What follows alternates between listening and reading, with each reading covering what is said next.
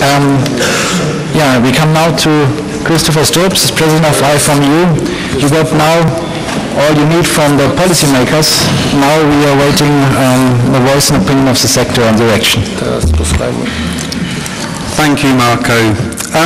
Friends old and new, friends yet to be made, iPhone members, and perhaps also people who will become iPhone members very soon after hearing what we have just heard today. Commissioner, ministers, thank you for organising and participating in this conference, and thank you particularly to our Hungarian partners Biocultura and Biocontrol, and of course the Hungarian presidency itself for participating and co-hosting this conference. When I was thinking what I might say today, I thought I would have to give you the information, the background, the context of organic farming. I'm glad I didn't prepare that speech because, of course, that case has been well made by my fellow panelists. I feel honoured to share a platform with a visionary commissioner, with visionary ministers, parliamentarians, and personally, I hope at the end of my short contribution, we should give them a standing ovation. I was moved to do that, Commissioner, after you spoke, because I think you gave the most cogent argument for the most robust and coherent support for organic farming in Europe. So perhaps I need to say little more.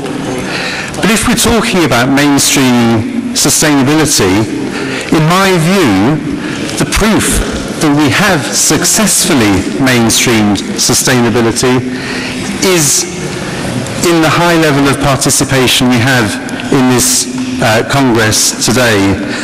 We have members of the Council, the Commission, the Parliament, the current presidency, and the future forthcoming presidency.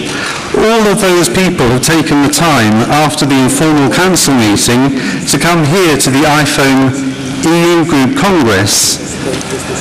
I think that demonstrates the importance that you place on organic farming. Why do you place that importance? Well, I think you each explained in your own way why you place that importance on organic farming as an engine to drive change in the right direction for the future of European agriculture. You recognise the need for models for sustainable food and farming. You recognise the need for a focus on quality. I believe, and I think many here will agree after hearing what you've already said, fellow panellists, that organic farming is one such model. It's well worked out and well defined. And most importantly, Commissioner, I share your view that it is the basis in values that counts for most.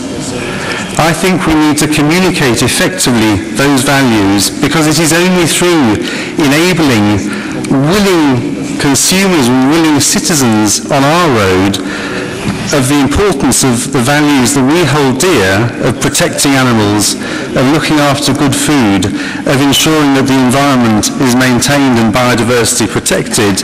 It's only by emphasising those values that we can really challenge the prevailing model that we have before us. Now, as you know, some of us arrived late. We were chasing Commissioner Ciolos down the motorway to get here, indeed, because we were coming hot foot from the informal Council of Ministers meeting in Debrecen. I've already said that the time that these people have taken to come and be with us is an indication of their commitment to mainstreaming sustainability. And participation at that informal council meeting by the iPhone EU group was an exceptional and unique opportunity for communicating the case for organic farming at the very highest level. Briefly, I should say, of course, that inevitably, perhaps, cucumbers dominated the Council's discussion, and I think we must express our deepest sympathy for all of those suffering this most terrible case of contamination. Today, we know the cases are falling, but the causes are not yet known.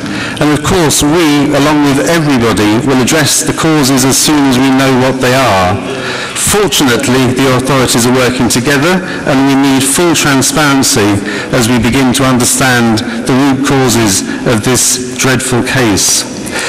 But to return to the informal council meeting, the focus of it was a focus on sustainable livestock production. The question was asked, how can we achieve sustainable livestock production?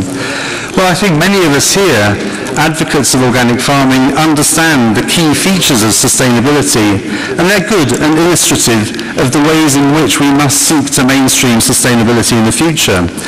Sustainable livestock production involves feeding for health of the animal.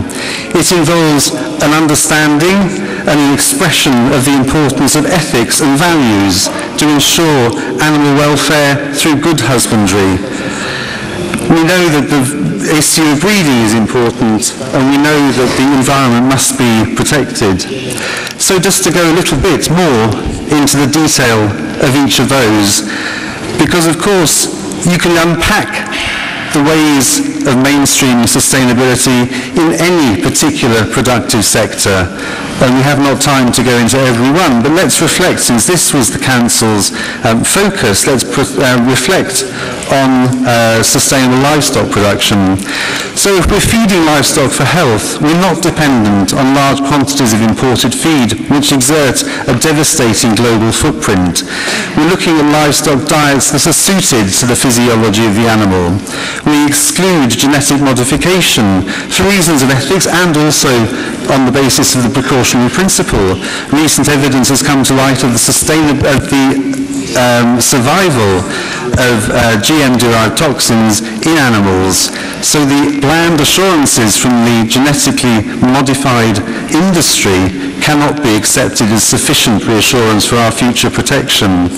We're talking about feeding primarily grass to ruminants, which is a vital part of a balanced system, and as we've heard, delivers benefits in terms of high nature value, for example. Turning to ethics and animal welfare, we're not using cruel systems, and I believe we must emphasise that sustainability cannot be bought at the cost of animal welfare.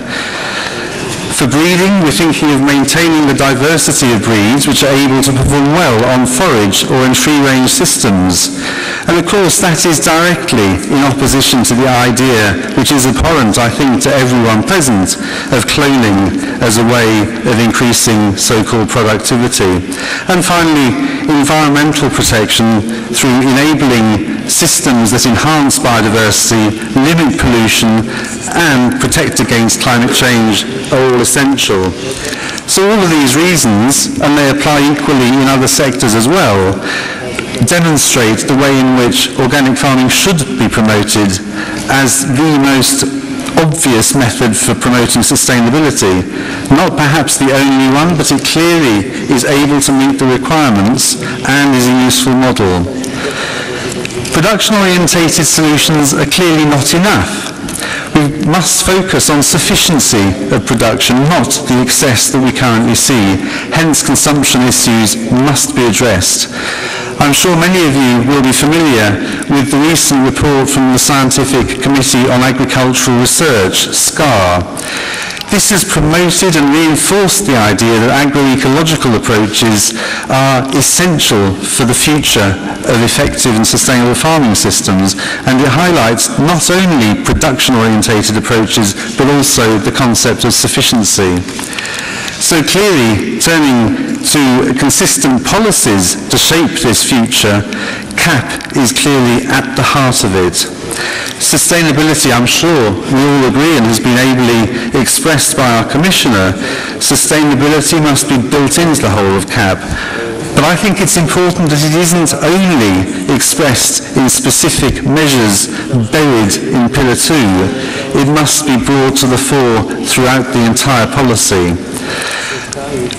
To that end, of course, organic farming would then be supported effectively in all member states, but we've got to be aware of the challenges for co-financing for some member states. So it is essential that we have measures in place that will encourage the development of the sector without a reliance on co-financing. Nothing, in my view, is more important. And finally, having talked a little on the larger issues, and express my admiration for my fellow panelists in explaining why organic farming is so important, I must briefly reflect on the issue of the wine rules, which we urgently need to finalise. Commissioner, we know this is an issue close to your heart, and we appreciate that you started the process with a very reasonable and coherent approach.